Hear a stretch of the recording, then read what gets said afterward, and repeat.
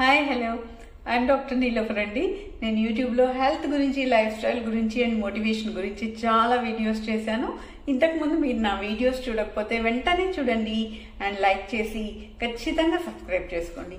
ఇవాళ మన టాపిక్ అయితే డయాబెటీస్ ఉన్నవాళ్ళు పెరుగు తినొచ్చా అనే దాని గురించి. మరి మనం టాపిక్లోకి వెళ్ళిపోతాం.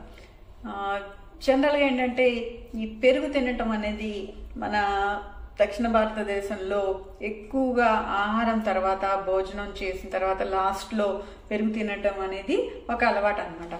ఇది యాక్చువల్గా మంచి అలవాటు.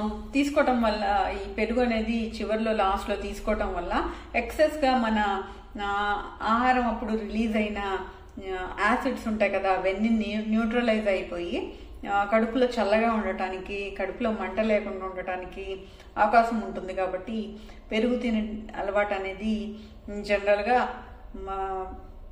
అది ప్రాచుర్యంలోకి వచ్చింది అనమాట. కాబట్టి అలా తినటము మంచిది. అయితే పెరుగులో అంతేకాకుండా కాల్షియము, విటమిన్ డి, తర్వాత ప్రోటీన్స్, ప్రోబయాటిక్స్ ఇవన్నీ కూడా ఉంటాయి. కాల్షియం వల్ల ఎముకలు దృఢపడతాయి. తర్వాత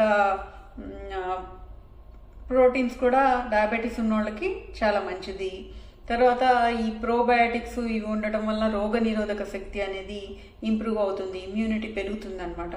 సో ఈ పెరుగు అనేది డయాబెటీస్ ఉన్న వాళ్ళకి కూడా మంచిదే. కానీ మీగడ లేని పెరుగు, స్వీట్నర్స్ ఏమి అంటే పంచదార లాంటివి ఏమి కలపని పెరుగు తీసుకుంటే డయాబెటీస్ ఉన్న వాళ్ళకి మంచిది.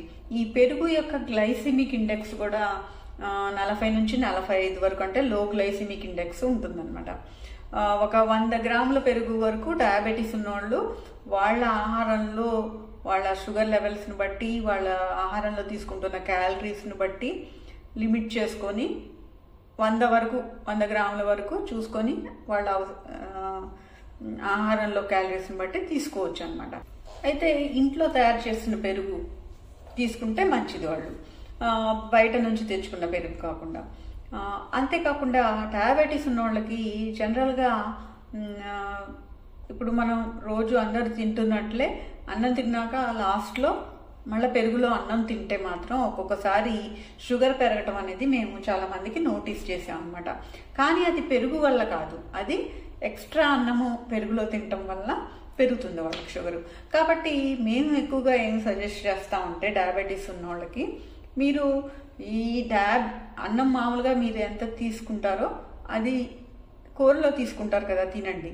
కానీ పెరుగులో సపరేట్గా మళ్ళీ అన్నం అనేది వేసుకోకుండా ఆ అన్నం తీసేసి ఉట్టి పెరుగు 1 కప్పు, చిన్న కప్పు తినండి అని చెప్తాం అనమాట.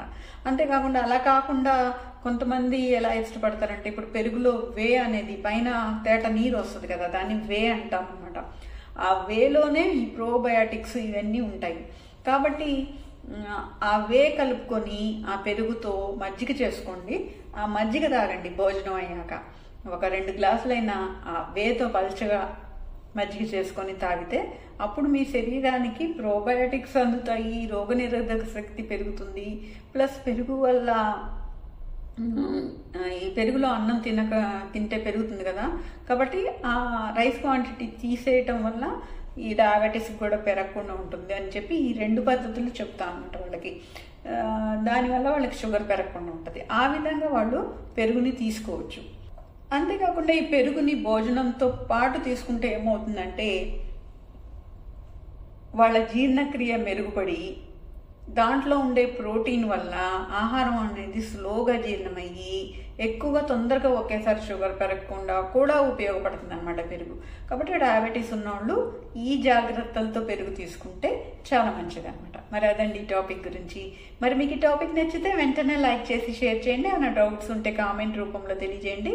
అండ్ సబ్స్క్రైబ్ చేసుకుని నోటిఫికేషన్ ఆన్ చేసుకుంటే ఇలాంటి మరిన్ని మంచి వీడియోస్ మీరు చూడగలుగుతారు. And thank you for watching. మరొక వీడియోలో మళ్ళీ కలుద్దాం.